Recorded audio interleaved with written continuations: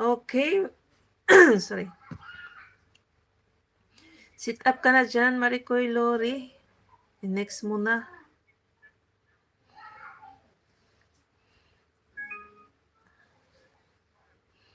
I-live mo sa may snow.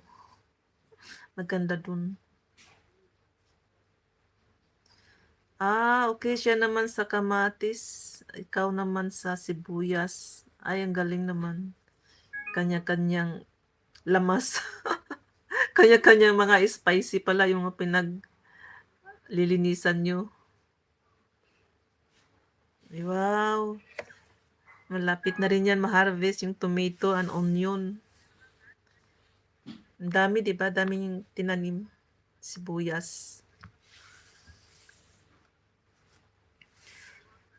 Okay, thank you so much sa inyong lahat dyan.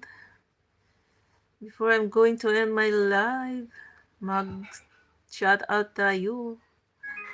Kulasa Mix, JRS Ramos, Mami Ina, Michael Cambao, Smidji RS, Kulasa Bulul, Maling Luding, Maling, Sintunadang Palaka, Adobo Masarap.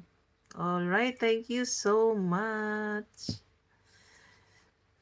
9 visitors in my live.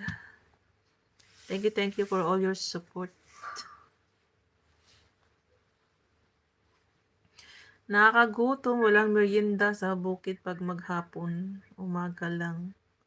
Yung ginawa mong merienda na puto, pang umaga lang yun.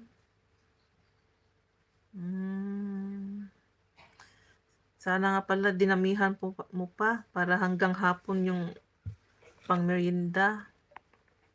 Bakit wala bang mga bakery dyan banda sa inyo para bibili ng tinapay? Para pag may mga tauhan kayo sa farm, so yun, yung mga bread na lang sa bakery ang pang snack.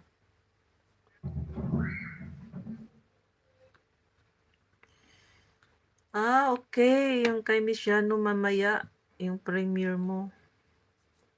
Yun yung bukid niya. Daming bukid. Hashindira, si Maring Kulasa, Philippines.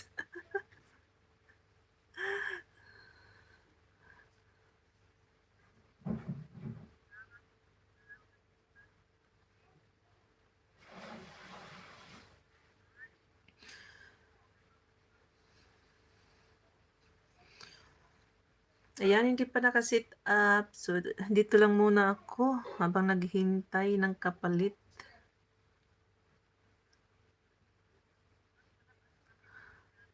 Okay. Every 4 years? Tagal naman. Saka lang siya nakakasaka sa bukid nila.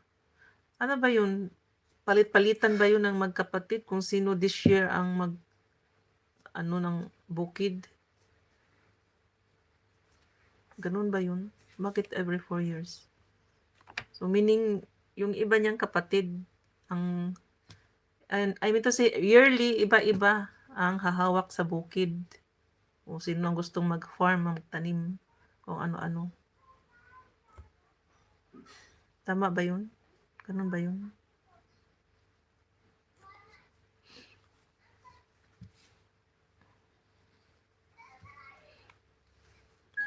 Yan, nakasit up ka na ba dyan, Maricoy Lori?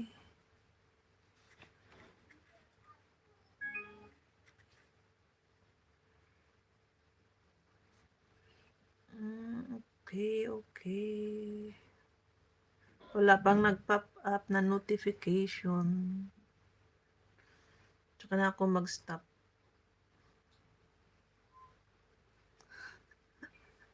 Speaking of the angel, Kulasa ng Spanish, gising na ba? Good morning dyan, sis Lailani. Harang, good morning.